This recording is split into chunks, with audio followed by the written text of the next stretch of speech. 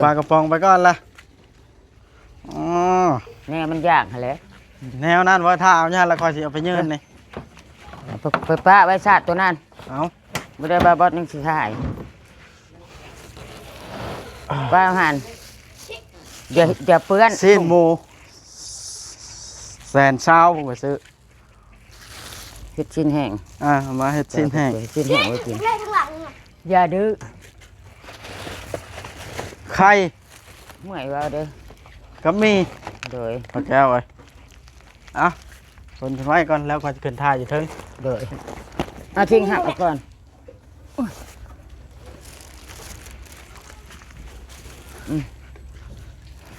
ไข่ต้องกินหมดทิ้งอันนี้ขนมหมดทิ้งชูมูมันกินจะช่วยด้วยแบบขนมหมดทิ้งให้แม่กินน้ำวันนี้เจ้าอยากเจ้ากินเราพื้นของเล็กน้อยนะขนมทิ้งไปแล้วมาแล้วจากปันป้าก่อนเอาไข่ไปไว้มาเป็นมือกล้องให้ในกว้างนี่สิแบกเข้าขึ้นเลยเจ้าถือแบบในถือนั่งก็คอยได้ก็เอาไว้ให้แม่เจ้าแนมเห็นหูคอยนั่นนี่ได้ตัว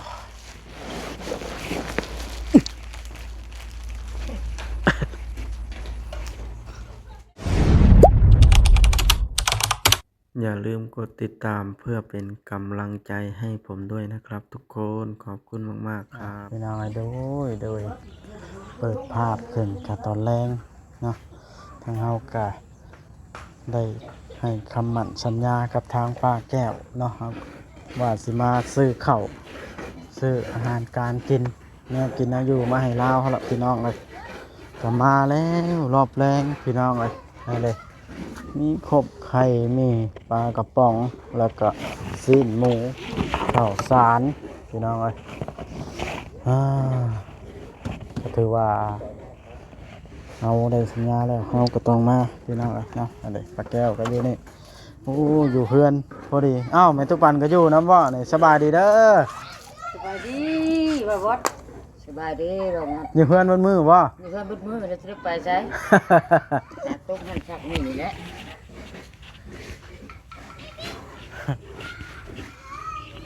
รีบตัวได้อันนี้รีบทั้งหัวยองมันนะรีบแล้วว่าเห็นชุมาหัวกูนั่นนี่เท่าปันนี่หัวหัวอีกก็หัวเยอะอยู่จังนั้นเนี่ยไปเห็นหุ่งเอาแล้วก็หัวไปอีกบ่ได้เหรอให้เมื่อยหันใจอยู่นี่มารอบแรงรอบค่ำมืดฟ้ามืดฝนหากระตุกเศร้าพี่น้องพี่เลือกอะไรผลนี่ให้จะให้มันตุกนี่นั่นก็ได้หัวแล้วเฮ็ดออกละลายนี่เพื่อนมาตู้แก้วอันนี้ฮะมากะฝนตกหากระเศร้าพี่น้องเลยทางเปื้อนขณะพี่น้องเลยมาแต่ไปหาเบาคำลาเพื่อนละเลยมาอันนี้เลยชวนเบาหลีมาเราบุกมาพี่น้องเราเมื่อเยี่ยมเมียนะเรายันเมียบุษบกระทิงมาอาบน้ำผู้เดียวแล้วคนอื่นต้องขอกราบทักทายเพื่อจะได้เกิดให้มึงน้ำไม้จะทุบมึงว่ะเอาไม้อันหนึ่งไว้น้ำปลาแก้วลืมเลยพี่น้องต้องหมักเปื้อนกูย่อมันหมักเปื้อนว้าวจะบ่เนาะบ่ไหวได้หมักเปื้อนน้ำลาวอันนี้ก็มานี่ก็คือตามสัญญาให้เราพี่น้องได้ไว้ไว้แล้วอย่ามาในนี้ให้เราอยู่เพื่อนเบิดมือบอกสูบน้ำอาบมาเช็คคู่แล้วว่าซันใช่ชุ่มแท้เชื่อจะให้กันเห็นเด้อเนี่ยนี่เด้อเป็นคำว่าเขาเอาตัวนะเขาก็เลยคำก็เลยเข้ามาหน่อยแต่เว้นกระทบนี่เสื้อตัวไม่งามๆนี่เมื่อยโยหักมาเนาะพี่น้องเลยพ่อกูได้ปะกินน้ำไปให้หมดทิ้งคนเครื่องเลยโอ้ใช้หมดทิ้งนะบอกให้อาบน้ำแก้เสื้อนะแก้เสื้อนะโอ้ยทางนึกว่าบอกก็ได้เมื่อยเต็มที่สบายดีเห็นยังทิ้งใช้เกิบว่ามีอยู่นะไปทิ่มแล้วไปคนเครื่องอยู่รถไปมันทิ่มหมดแล้วเครื่องมาแก้วมาถือซอยน้องทิ้งนี่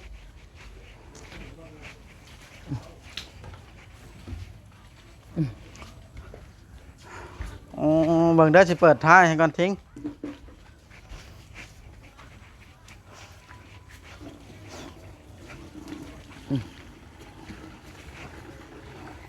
ไปหามันเห็นเด้อเกิบเด้อ แม่บอกเด้ เอา อ ปลากระป๋องไปก่อนละอ๋อ แม่มันยากหั่นแหละ แนวนั้นว่าถ้าเอาเนี่ยแล้วคอยสิเอาไปยืนนี่ ไปป้าไว้ชาติตัวนั้น เอา บ่ได้บาบอสยังสิขายป้าเอาหันอย่าเปื้อน ซีนหมูแสนเช้าผมไปซื้อ เฮ็ดชิ้นแห้ง เอามาเฮ็ดซีนแห้ง เฮ็ดชิ้นแห้งไว้กินอย่าดื้อ ไข่ เมื่อยว่าเด้อ ก็มี โดย ปลาแก้วไว้อ่ะคนไว้ก่อนแล้วก็จะขึ้นท่าอยู่เทึง โดยเอาทิ้งหักเอาก่อน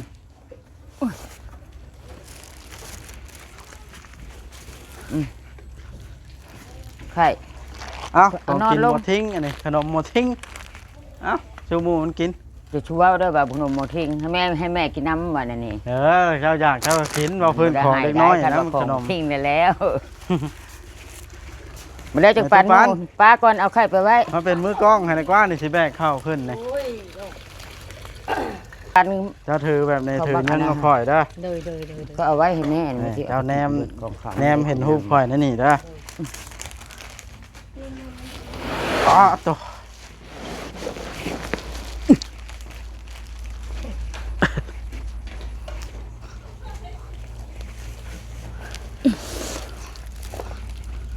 อึ๊บปัดตะขึ้นได้วะนี่ขาหักข่อยบาดนี่ไอ้ย เข้าในเลยป่ะ ฮะ อ่ะค่ะมันทันถ่าย นักอยู่ ใจหลาย โอ้ยให้แม่ทุกปานเป็นมือกล้องได้บ่เนาะอันนี้ โดยได้อยู่เนี่ย ได้อยู่บ่ โดย ๆได้ก็นำหลังเนาะก็ได้นะ เมื่อยคนเขานั่งนั่งนั่งนั่ง มานั่งทิ้ง อย่ามันทิ้งอ่ะ ปิดมือกล้องก็ปิด บ้านไหนเป็นอะไรค่อยมาบริพิษคำสัญญาบ่นี่ค่อยนะ บ่ บริไปใช้มานี่เนาะเบิ่งค่อยขออนุญาตเข้ามานั่ง ค่อยบ่ได้ไปแสนนะเบิดนี้ โอ้ย ก็ปัดเพิ่นปัดทานเมียนข้างในสิเฮ็ดตัวหนึงมักใหญ่เลย ไปเติมเมื่อยให้แท้นี่ เอาเมื่อยยังว่า ค่อยย่อเข่านี่นะ แม่นค่อยคันได้เมื่อยแล้วก็เมื่อยไปแบบนั้นนะคันว่ามีแห้งหรือค่อยคลายไปดอกทิ่มตัวที ชิ้นหมูนี่บ่มีตู้เย็นเจ้าเช็ดอะไรนี่ ค่อยสิเฮ็ดแห้งเนี้ย ฮะ ค่อยสิแห้ง เฮ็ดแห้ง โดยซอยเปะๆข้านเกลือแป้งนัวซอยหัวจิงไข่ใช่ กลางคืนก็เฮ็ดแห้งเป็นบ่ เอาหั่นดิ เฮ็ดไว้เนาะ เตาค่อยหั่นดิ เออ ค่อยไปสิปะมันเน่าเดือดเพียงมาได้ เอามีแต่ว่าเจ้าอยู่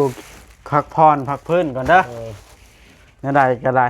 เพื่อกินข้าวเบิดชอบหนึงอันนี้ สิปักเปิดหั่นว่า เจ้าสิกินเบิดอยู่บ่เดือนหนึงผู้เดียว สิไปเบิด พักพร เบิดแล้ว เจ้าก็มือไปมือบ่หากินกับแบบว่าอยู่แข็งแรงแห้งจังไปแบบนี้นะบ่แม่นสิให้บืนไปคู่มือได้เด้อ โดย ปั่นเป็นทุกปั่นนึกว่าแล้วนั่งนะไปปั่นแล้วนะกี้อ้าวบ่ปั่นเฉยเล ปั่ ย นแน่แม่ปั่นแน่มันไปหาหมูมันพูดแล้วเคี้ยวกันมากก็เอาให้มันไปหาหมูพูดแล้วเป็นเรื่องหลังนั้นเรื่องหลังนี้ ปั่นอยู่เราเห็นเป็นทุกปั่นเกี่ยวหมากซื้อๆเนาะ เห็นปั่นเคี้ยวมากให้แม่อีกอันหนึง โอ้ให้อันหนึงกับ3เลย นับเบื้องงานไปปั่นหมูหั่นนะ เออ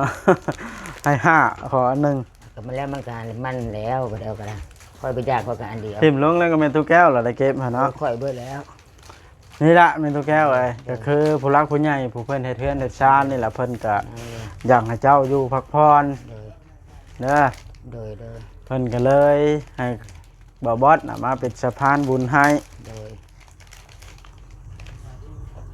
ได้ โดย ล่ะใช่นี่ใช่ศีลน่ะข่อยป้าเงินไว้น้ำเจ้าได้บ่รถข่อยไปบ่ฮอดนำ ได้ พี่โต อื่นค่อยไปเราก็ได้ ให้ฮอดมือ เดืน ใด ละทางออกโอ้ยค่อยฮะ ให้เครื่องโตให้ก็ได้แล้วว่า บ่โท บ่ ษ พระ ที แก้วฮู้จักอยู่ เอาไปให้เราเอง เพราะว่ามันจะงามแบบนี้นะ เป็นตุ๊กแก้วเอาไปยืนให้เลย โดย ค่อยผู้ใหญ่เพิ่นน่ะให้ค่อยไปใช้นี่ให้แต่ว่าค่อยสิเอาให้เจ้าเอาไปให้ดีกว่าเพราะว่ารถค่อยไปบ่ฮอด แม่นพี่โต บ่จักเฮือนเพิ่นถ้ามือใดฝนบ่ตกนี่ไปฮอดอยู่ ทางเพื่อน ค่อยเอาไปเราเองก็ได้ เท่าไรก็ 280,000 280,000 โดย บ่แต่เงินข่อยหันติสิพอ ส บ่ รุ บา ป ท หัน ซื้อ 200,000ก็ ว่านี่ อยากกิน ก็ แบบนี้ 130,000 130,000 กับ280,000 เป็น410,000เนาะ 410,000 โดยแม่นแหละ 400,000บ่ 410แล้วว่า อ่า 13กับ แม่นแหละ 28นี่เลย แม่นแหละเนาะ โดยโอ้ย สิ คนมีแห้งเด้ได้ใช้นี่นะ ขอสิเอาเงินให้เด้อ แห้งเลยคน คำบ่พอนี่เฮ็ดอันไหนนี่ก็มีแต่ใบ10,000ฮะอันนี้ บ่มีแล้วบ่ 280,000 280,000ไผก็อยู่ในนี่เบิด 2 3เอาไป300,000เลย โดย เหลือ เหลือ 20,000เอาให้ 20,000 ทิ้งซื้อขนมเด้อ เอายาน้ำเหล้าเอายาน้ำเหล้ายาปลาร้า อ่า บุทอนก็ได้เอายาปลาร้าน้ำเหล้ากับยาซาร่า เอาเหลือ100,000 โดย ในถุงบาทน่ะ มีแห้งเด้ได้ใส่นี่ ไปใช้นี่ให้ได้ได โดย อันนี้นะ โอ้ยค่อยน่ะบ่ขึ้นก็ได้บ่มาเด้อ คัน อือ เพราะว่าข่อยยังสิเข้ามาถามอยู่มื้อหน้าแบบว่า โดย ถามน้ำเพิ่น เด้อ นะว่าป้าแก้วใช่หรือบ่คัน อื่นค่อยเอาไปให้แล้ว ข่อยสิให้ฮู้จักในคลิปนี้เลยว่าคัน เด้อ สมมุติใช่หรือบ่ใช่ก็ได้หั้นนะ เด้อ ข่อยสิ เด้อ บอกผู้ใหญ่เพิ่นผู้เพิ่นฮักแพง เบาล้นนะมื้ออื่นค่อยไปให้แล้วนะ ค่อยเป็นสิเป็นตัวโอ้ย บ่แม่นว่าย่านจะตัว บ่ ข่อยก็อัน ค่อยว่ามื้ออื่นแล้วมื้ออื่น ย่านมันเสียความตั้งใจของผู้ใหญ่นะ ค่อย ก็บ่ได้ว่า อั เจ้าน ตัว นั้น ดอ แล้ ก วนะค่อยเห็นแล้วค่อยก็บอกเราอยู่ ไข่นี่ได้จักมื้อนี่ 5 มื้อ ยังหรือว่าน้ำมันพืช บ่ได้มีพี่ช่าง เบิดแล้วบ่ ก็สิมีก็ชื่ออันบ่ค่อยมีเงินก็ชื่อกล้อง10,000น้อยๆ ซื้อ นะ มาแต่ข้าวนั่นผู้เห็นเนาะ โอ้ยไปสิได้ผู้นั้นก็เบิดนะ อืม แต่ก่อนขึ้นเฮือน มันก็ลนกันจืนเอาเนาะ รวมกิน ปลากระป๋องแน่ก็ รวมกิน 1 2 3 4 5 10ป๋องทั้งหมดกิน กล้อง มื้อละ2ป๋อง โอ้ย ก็ได้5มื้อแล้วนี่1 2 3 4 5 นี่อยากรู้นี่ มื้อละ2ป๋องก็ได้5มื้อไข่นี่ทั้งหมดกินมื้อละ4หน่วย ก็ได้5มื้ออีก4 5 ก็ แม่ กลัว มัก แล้ว ต้มอีแม่ไม่มักต้มให้มักทอด ว่าที่สิกินอันนั้นมีบาทละ30อันนี้อีกใช่ไหมนี่เฮ็ดแห้งไว้แห้งได้กินหึงตัว แห้ นี้ งยอมมากิน อ่ะ กินยามมื้อแรง ชิ้นหมู บัด นี่ นอน สิเมื่อแล้ว ค่อยนะแบบนั้น อ้าว เลยขอบใจเด้อเป็นมือกลอง หลายอันอยู่ได้มานี่เนาะกับ เด้อ เงินของผู้รักผู้ใหญ่พุ่นล่ะ โดย มาแพงน้ำหมอนี่ละ โดยแม่น หรือว่าชอบเท่าไรในฮานตาตาลนะฮานเวียดนะ เวียดใส่นี่บ่ เวียดตาลนะชอบละ700,000 แม่นนั่นแหละ ภาษา หานเวียดบ่นี่ อ่า เวียดเครื่องนี่แหละ โอ้ยทอดมือแบบ มันก็700,000เบิ่นแล้วค่ะ ดีไซน์ก็ได้เลยอย่าทิ่มไปโดนทิ่มนะกี้ขนมนะ ไว้นี่ อุ้ยกองไว้แล้วแม่ตุ๊กแก้วกระดุขั้นก้มเก็บมันปุ๊บนั่นสิเสื้อ เป็นนั่นตะลางหันยังก้มเก็บบ่ได้ เป็นไดดีใจบ่อายเขามาหามาเลย ลูก ทีแรกว่าสิบ่เข้ามาแล้วมันค่ำเนาะ ค่อยก็ฮู้ถึงเจ้าไปกู เฮ็ดได้ เบิ่งในคลิป เบิ่งในคลิปอยู่ไสอะนะ กูบ้านน้อยบ้านนาโพนะกี้ เจ้าไปช่องหาว่าไปใช้ว่าวัดคือบ่มาว่าแล้วเนาะ พอค่อยบ่ได้เว้าค่อยอยู่เฮือนค่อยย่างมาแหละนี่อันนี้ไว้ผมค่อยฟังเฮือนหลังนี่ว่าพระเจ้าไปช่วยอันนาโพนี่เก่งเฮ้ยว่า บ่อยู่บ้าน เอ๊ะ เอาเราเว้าเนาะหมอชนเราเว้าลูกเมียเราตาย บ่าวอันคำลา เมียเราตายว่ะที่มาหาไม่เท่าจะเอาลูกน้อยไปหาไม่เท่าผัดไม่เท่าก็ตายอยู่ เบิ่งเงินนะสิแบนเบิ่งข้างนี่แม่นบ่300,000หรือ800,000 เว้ย นี่ บ่แม่น500,000บ่300,000 300,000ให้แม่ตุ๊กแก้วไปใช้นี่ค่าสโลม โด เอ้ ย ย ค่าชะโลม นะ 300,000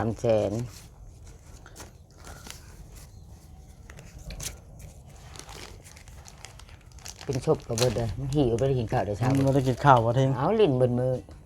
หา อา ก็ บ เห็น น้ำ เดียว แน่นอน แม่ นะ มีแต่อีแม่แล้วแม่ก็ทอดกับทอดไข่มันแบบ อยากกินแบบใด มันทอด มันอยากทอด แต่ผ่านมาพุ่นนะมันมีน้ำมันแล้วค่อยมีแต่ตุ้ม อ่า บาทไปชื่อเอาสัตว์สาม นี่ตัวนี้ มื้อ เฮ็ดคักในชิ้นหมูติดมันเฮ็ดแห้งใน ปิ้ ปิ้ ง ง แห้ง มันเนาะ แปรโดย เจ้าเฮ็ดเป็นอยู่บ่ เป็นเบิด นี่คันตัวยากเข้ามานี่แกะทื่นรถแบบนี้อยากมี ปองนึงค่ะเอาปองนึง ฮะ เอาปองนึง ตัวสิแกะกินเดี๋ยวนี้บ่มื้อใดซะ อาบน้ เอาสิเอา อาบน้ำ สิเอาไปเฮ็ดหยังสะปองหนึง เอาไปไว้เอาให้แม่ตัวนี้เอาไว้ให้แม่ ำบ่ต้องเอาไปเด้อ ตัวสิเอาไปลิ้นบ่ กิได้ นั่นเอาไปลิ้นแหล้วจังเว้านี่เนาะ ชูสั้นมันมุ่น แซ่บบ่ทิ้งปลากระป๋องนี่อ่า ค่อยอันตัวนึงยังบ่เบิดมันเพิ่นกินโลค่อยถัดบ่โลค่อยเพิ่นประหยัดกินหยังนะค่อยแซ่บแล้วขนมอันนี้ มีแต่ว่าอันเจ้ากะอันนั่นปลาแก้วเอ้ยเจ้าก็ได้พักผ่อนดูแลตัวเองเป็นหยังขึ้นมาน่ะบักทิ้งมันสิบ่มีผู้เพิ่งอาศัย เดี๋ยวนี้ทิ้งหลานเจ้าเนี่ยอาศัยแต่เจ้านี่ได้ ก็แม่นนั่นแหละ เป็นหยังก็รอให้ไอ้ทิ้งเป็นบ่าวกุมตัวเองก่อนสาธุบ่เป็นหยังเลยแห่งดีปลาแก้วเอ้ยเว้าพื้นนะถ้ามัน แม่น ทำเป็นแท้นะเด้อ ค่อยบ่เป็นหยังดอกค่อยนะ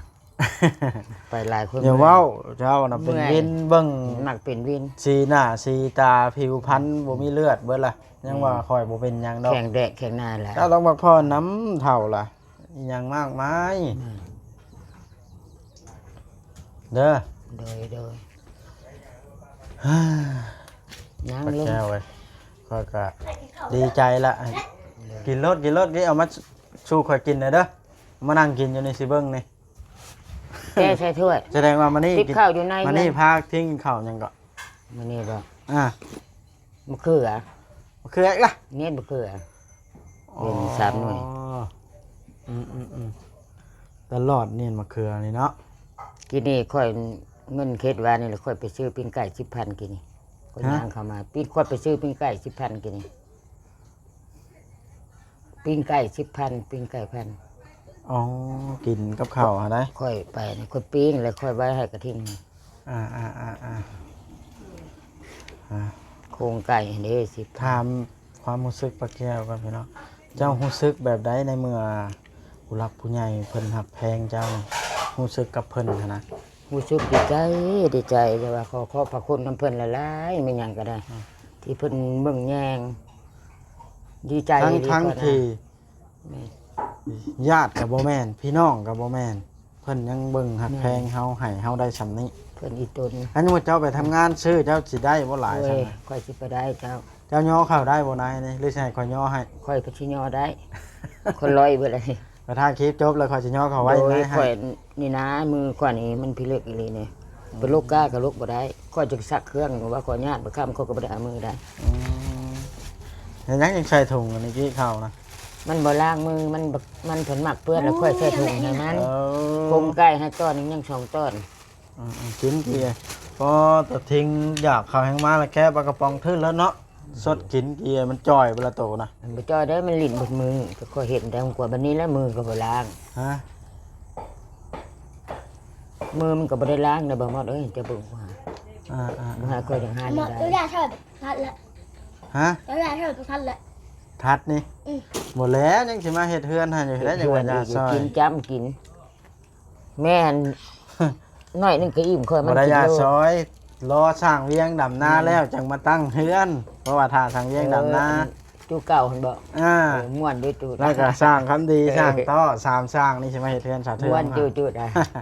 ค่อยก็นั่นครับคิดฮอดกับเจ้าอยู่ได้เห็น บ่แม่นได้ว่าอย่าเฮ็ดนี่หลายคนก็ในบ้านในเมืองในเพิ่นอาจสิ แล้วโดนตรงนี้ก็ผ่าน สร้างท่อสร้างเวียงกันแล้วเนาะ ลุงเวียงหั่นเด้ อ่า ชื่อบ่ ว้ายเว้าบ้าล่ะบ่ทิ้งบ่จื้อ บ่มีความทรงจำได้บ่แม่น ไม่ ค่อย เห็นหน้าจะโดนแล้ว อ้าวถ้าบ่เฮ็ดเทือนสะเทือนก็มาอีกแล้วดำนาแล้วแล้วจะมาตั้งเนาะ โดยแล้วให้แล้วหน้าพุ่นล่ะพุ่นนี่คือสิตกต่อไปก็พอได้ดำนา คนใหม่แนวใดสร้างเวียงก็บ่ได้เฮ็ดงานแล้วเอาคนใหม่ มันบ่จังแนวเว้าก็ถามมันสิจื้อไปจังหานาเกิบเธอมาบ้านนี่ไปทิ่มละคืนนี่ทิ่มนี่พุ่นฮักบ่ตักทิ่มนี่ซะ อ่า ค่อยเมื่อยไปหาเลาะให้คนมาเมื่อยย่าง ในหมู่บ้านนี่เขาขี่รถมาเลยวะรถอันนี้นะ มีแต่ว่าให้ป้าแก้วนะ โดย ขอบคุญขอบคุณเพิ่นที่เพิ่นซื้อเครื่องของให้แล้วใช้หนี่ใช้สินให้จนวิทย์ โดยค่อยมีแห้งอยู่ได้เพิ่นแซ่นี่จะศีลเด้อเจ้เอ้ยขอบพระคุณหลายๆเด้อเจ้เจรีกับอันแม่กรมวาลีหั่นที่นำเบิ่งแย่งผู้ค้านำแซ่นี่แซ่ศีลทุกทิ้งอย่างช่วยเหลือผู้ค้าเข้าน้ำซ้ำปลาขอให้ท่านผู้มีพระคุณทั้งสองจงมีแต่ความเจริญความเจ็บจะได้ความไข้สุมีตลอดถึงครอบครัววันจานของท่านทั้งสองนั่นแล้ว ต้องการอะไรให้ได้อันนั้นคิดอะไรให้ได้อันนั้น ขอให้ก้าวหน้าเจริญ สาธุ สุ สา ข ธุ ภาพเข้ม สาธุ แข็งเด้อ เนาะ แบบนี้แหละจิหูจำหูอายใครมันยากนะค่อยเว้าในใดซะ คะแนนกินแล้ว กิน ซื้อมา คันมีแล้วมันกินข้าว อยาก มัน มีก็ลวกกินมีเนาะ อิ่มแล้วอันนี้ ลูกกินข้าวโรงเรียน มือใหม่เพิ่นแล้วอันนี้อิ่มตัวนี้แล้วก็ยา มือไม้ลายมืออยู่แล้ว แกะอันนี้นะมือจะแกะ เออ แม่นบ่ทิ้งอ่า มืออื่นก็แกะ ค่อยเครื่องหอกบ่เบิดดอกข่อยแต่มันเนี่ย แม่จะแกะอันนี้รถเนี่ย ค่อยกินข้าวกินแบบแบบ แล้วข้าวยาตอนนั้นน่ะข้าวยาอัน ส่งชโลมฮะ ยาดีไข่สิวะ ยาดีไข่ชื่อ โมแม่นเนาะข้าวยามีแห้งเติมเลือดเติมยางและเจ้าเหลือง ๆ พูด เนี่ นี่ ย เขา เรื่ จะ องค่อยก็ว่าอยู่ ถ้ามีเงินเจ้าเข่าอันนั้นเด้อเข่า ค่อยว่าค่อยไข้ค่อยติดหัวเราก็เอายาคินินนะไว้ใส่มันจังเหลือง เจ้าต้องเข่ายา ค่อย เติมเลือด ขาด เติมยางเพิ่นเอิ้ ขาด นยา วิตามิน มีแห้งเขาเอิ้น แม่น เอาน้ำเกลือ เพื่อให้ร่างกายเฮาได้รับ ความชุ่มชื้น ซักยาวิตามินก็ได้ ค่อยขาดอาหารขาดหลายแนว อืม เพิ่นว้าวลำน้อง เอานี่สินก็ใช้ให้เบิดแล้วได้บาท โด นี่ ย เด้อ ขอบคุณน้ำเพิ่นหลายๆขอพระคุณน้ำเพิ่นไปเดี๋ยวนี้นะคนวิทย์บ่แล้วนี่เดี๋ยวนี้ อ่า ได้มีดอกเท่าใดเขาว่าเท่านั้นดอกคนน่ะเขาไปหาเราเองก็ได้ไม่ว่ากับค่อยก็ฮู้กันดีนะ ๆ คันพื้นมันได้ได้สองแสน แกะ แก่ กับไก่บ่ เราเว้าเพื่อเราอยู่แคมทางนี่เห็น เป็นไผ อืม เดินอยู่ข้างทาง แพทย์ ถามเขาแล้วไปถามว่าที่เขามาเขาว่าพูดทางเขาในบ้าน กระทางพุ่นละ ถึ ถึ ง ง ยากเขาไปเลยบุกเขาว่า ทางขี้ตุ่ม เขาไปใส่นี่กันอ่า นะแคมทางตัวนี้นะทางเส้นหนึ่งเส้นใหญ่เส้นที่สองนี่มันมีกี่ตุ่มนี่ มีแต่ไปใช้ให้มันวิทย์ในไหนๆก็ โอ้ย ได้ ค่อยไปซ่าอยู่แล้วค่อยบ่าวอีกเงินทอนค่อยจะเอายาปลาร้าอย่างมันกินยาแก้ปวด อ่า คือว่าเป็นค่อยกินยาอัมปีบ่อันยามอกหลายบ่ แล้ว จะ ผม ขา ยา ด ปลาร้ากินแค่เราเอายาปลาร้ามากินได้4แผงนะชาว ค่อย พัน จะเอา ธุ์ ยาปลาร้ากับบักอันนี้ก็มันลางบ้านมันคิดว่าเอาปลาร้าให้กินหั่นนะค่อยเพิ่นมักเจ็บอันนี้ แบบค่อยเฮ็ดหนักหลายเด้พายกระตาหน่อไม้มันหยังค่อยเลยเจ็บนะกินปลาร้าแล้วไข้นะ อ่า ค่อยอยู่น้ำยามันน้ำยาในแฟนก็ได้เงินนะครับพอแล้วก็จะไปซักยาวิตามิน จัก3 เข็มนี่หลายคนอยู่บอกคอยอยู่บ้านน้อยซักยาวิตามิน3 เข็มก็มีแห้งเลยครับบอกคอยบ่ได้มีเลือดอะไรเลยตีนมันก็สิมีเลือดนะคะมาเล่น ก็ที่ว่าคำมืดเติบแล้วได้นี่เนาะค่อยก็ได้ได้ไหมตัวแก้วเด้อ เลยยอมกินลูกชูเห็ดเพื่อนเถอะบวงเห็ดสะอาดเห็นบ่แม่เห็ด เจ้าก็บ่กินน้ มันก็ประทันยากมันนี่แหละเดิน ยิ้มละทิ้ง พาไปลิ้น น้อยมันอยู่จักที่เพียงเนาะเอาพี่น้องเอ้ยคลิปนี้ก็ได้ถือว่าเงียบยาวพอสมควรเด้อมันตัวแก้วเด้อ เลย คอยเก็บไว้ดีๆของกินของอยู่นะเด้อ ค่อยกินเงี้ยดอก เอวไข่อะไรบวกฮักอันนี้ เอาฮักเลยเนาะ กินก็เข่าแล้วเนี่ยไม่ต้องมาทำ เอาไปไว้จงให้แม่โอ้ยขอบมกขอบใจแบบนั้น ปัดโทษเสียงดังบลุ่มเนาะเก็บเขาไว้ได้อเจ้าตัว เด้อค่อยไข่ตัวปังแง่หม้อมันจังบ่มียุง มืดพี่น้องเอ้ยกว่าสิแล้วมืดแล้วอันเด้ย่ เอาเข้าไว้ในเฮือนอันนั้นเสียงเงี้ยไม่ยอมกินเบิ่งอามาพิชิตหมูฮะ เฮ็ดแห้งไว้เด้อนะ โดยยอมกิน โอเคบัดนี้พี่น้องคลิปนี้ก็ได้ขอจบคลิปลงเพียง โดย ตอนนี้สักก่อนเด้อพี่น้องเด้อ โดย สบายดี สบายดี